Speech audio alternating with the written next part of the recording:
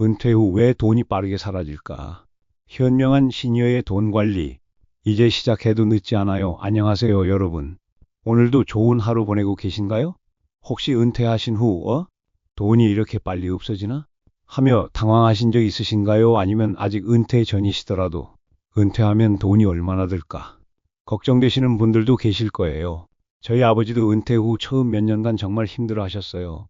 월급 받을 때는 괜찮았는데 왜 이제 와서 돈이 이렇게 모자라지 하시면서요. 오늘은 바로 그 이야기를 나누려고 해요. 은퇴 후 돈이 빨리 사라지는 이유부터 현실적인 해결책까지 차근차근 알아볼게요. 30분 후에는 그래서 그랬구나 하시며 마음이 한결 가벼워지실 거예요. 따뜻한 차 한 잔 준비하시고 편안히 들어보세요. 먼저 왜 이런 일이 생기는지 하나씩 살펴볼게요. 이유를 알면 해결책도 보이거든요. 첫째, 고정 수입의 급격한 감소. 가장 큰 충격은 바로 이거죠. 매달 들어오던 월급이 갑자기 뚝 끊어지니까요.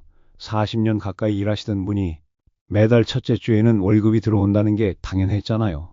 그런데 갑자기 월 300만 원 받던 분이 국민연금이나 노후지원금으로 150만 원으로 줄어든다고 생각해 보세요.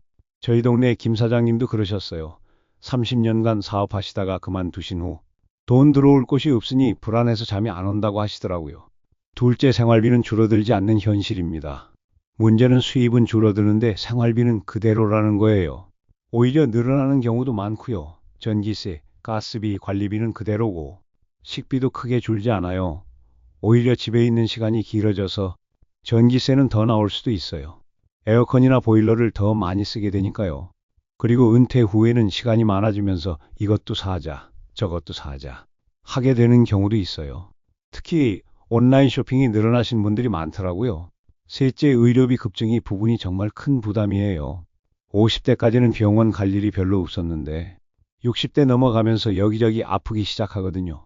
건강검진비, 약값, 치과비용, 한 달에 의료비만 20만 원에서 30만 원 나가는 분들도 계세요.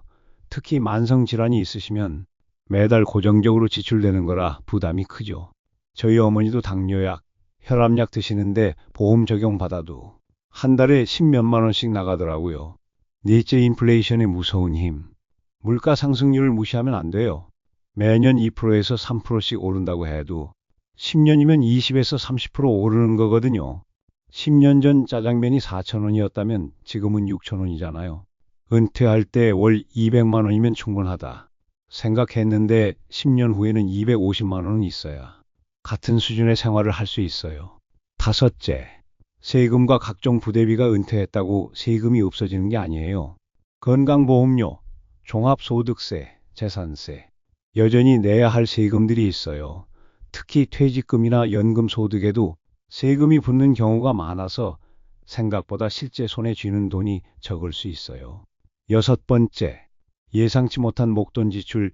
이게 정말 큰 변수예요. 집 수리비, 가전제품 교체비, 경조사비, 자녀 결혼 비용 등등.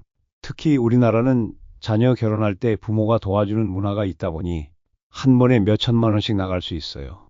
미리 준비하지 않으면 정말 큰 타격이죠. 일곱 번째, 심리적 요인, 불안감과 보상 심리. 은퇴 후 심리적 변화도 무시할 수 없어요. 이제 돈 벌 기회가 없다는 불안감 때문에 오히려 돈을 더 쓰게 되는 경우도 있어요. 평생 열심히 일했으니 이제 좀 써야지 하는 보상 심리도 있고요. 여행도 가고 맛있는 것도 먹고. 그런데 이런 게 쌓이면 부담이 되죠. 그럼 실제로 은퇴 후에는 얼마나 돈이 필요할까요? 현실적으로 계산해 볼게요. 기본 생활비, 2인 가구 기준으로 말씀드릴게요. 주거비, 관리비, 전기세, 가스비 등 월 20에서 30만 원. 식비, 외식 줄이고 집에서 해 먹어도 월 40에서 50만 원. 교통비, 대중교통은 65세 이상 무료지만 자동차 있으시면 보험료, 기름값, 정비비 등으로 월 15에서 25만 원. 통신비, 시니어 요금제 활용하면 월 5만 원 정도. 의료비, 정기검진, 약값 등 월 20에서 30만 원. 기타 생활비, 의복비, 미용비 등 월 20만 원. 이렇게만 해도 월 105만 원에서 140만 원 정도가 필요해요. 자동차가 있으시면 125만 원에서 160만 원. 여가 및 사회활동비, 취미활동, 등산, 운동, 문화생활 등 월 10만 원에서 20만 원. 교재비, 친구 만남, 경조사 등 10만 원에서 15만 원. 여행비 연 2회에서 3회 계산하면 월 10만 원에서 15만 원 비상자금. 의료 예비비, 큰 병이나 수술 대비, 집 수리비, 도배, 보수공사 등, 가전교체비, 냉장고, 세탁기 등 결국 여유 있는 은퇴 생활을 위해서는 월 180만 원에서 220만 원 정도가 필요하다는 게 현실이에요.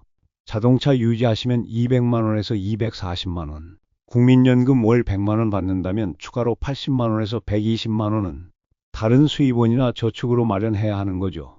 이것도 필수로 들어가는 보험료는 계산하지 않은 금액이에요. 이미 끝나신 분들도 계실 테고 여러 가지 가 남아있는 분들도 계실 테니까요. 그것도 생각해 보시면 될 거예요. 이제 해결책을 찾아볼까요? 절망하지 마세요. 방법은 분명히 있어요. 첫 번째, 수입원 다각화, 연금 최적화하기. 국민연금 수령 시기 조정 늦게 받으면 더 많이 받아요. 개인연금, 퇴직연금, 활용주택연금, 영모기지론 검토. 부분적 근로소득, 파트타임 일자리 찾기 경험과 전문성 활용한 컨설팅, 온라인 강의나 글쓰기. 저희 아버지 친구분 중에 평생 기계 일 하시던 분이 은퇴 후 동네 수리점에서 주 3일만 일하시는데 월 80만 원 정도 버시더라고요. 돈도 벌고 보람도 느끼신다고 해요. 둘째, 지출관리의 기술 고정비 줄이기, 통신비, 시니어 요금제로 변경하면 월 5만 원 정도로 절약 가능.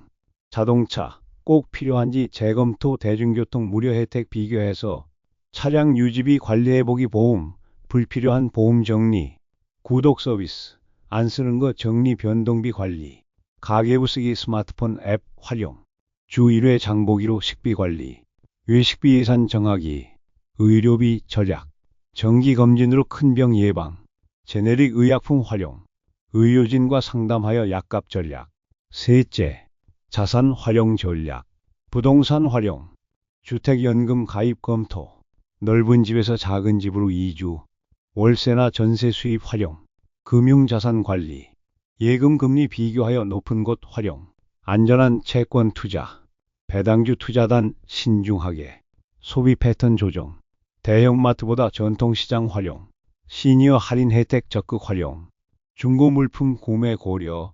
넷째, 세금 절약 방법, 연금 소득 분산하여 세율 낮추기, 의료비 세액공제 챙기기, 기부금 세액공제. 이제 구체적으로 어떻게 시작할지 단계별로 말씀드릴게요.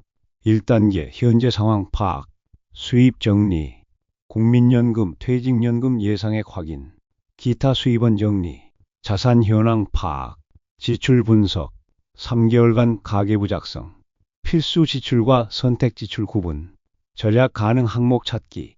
2단계, 목표 설정, 월 필요한 생활비 계산, 부족한 금액 파악, 5년, 10년 후 목표 설정. 3단계, 실행 계획 수립, 수입 증대 계획, 추가 일자리 찾기, 자산 활용 방안 검토, 연금 최적화 방안 검토, 지출 관리 계획, 월 예산 설정, 절약 목표 정하기, 비상자금 마련 계획. 4단계, 꾸준한 실행과 점검, 월 1회 가계 점검, 분기별 목표 달성도 확인, 연 1회 전체 계획 재검토. 돈 관리도 중요하지만 마음가짐도 정말 중요해요. 건강한 마음가짐 갖기. 완벽하지 않아도 괜찮아요. 처음부터 완벽하게 할 필요 없어요. 조금씩 개선해 나가면 돼요. 실수하더라도 다시 시작하면 되는 거고요. 비교하지 말아요. 옆집은 어떻게 저렇게 여유가 있을까? 비교하지 마세요. 각자 상황이 다르니까요. 내 상황에 맞는 최선을 다하면 돼요.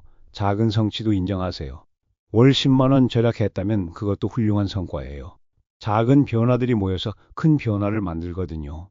삶의 질 향상 방법 무료하거나 저렴한 즐거움 찾기, 도서관 이용하기, 공원 산책하기, 동네 문화센터 프로그램 참여, 친구들과 집에서 모임, 새로운 도전하기, 온라인 강의 수강, 새로운 취미 시작, 봉사활동 참여, 사회적 관계 유지하기, 가족, 친구와의 시간, 동호회 활동, 지역사회 참여, 긍정적 사고 유지하기, 감사 마음 갖기.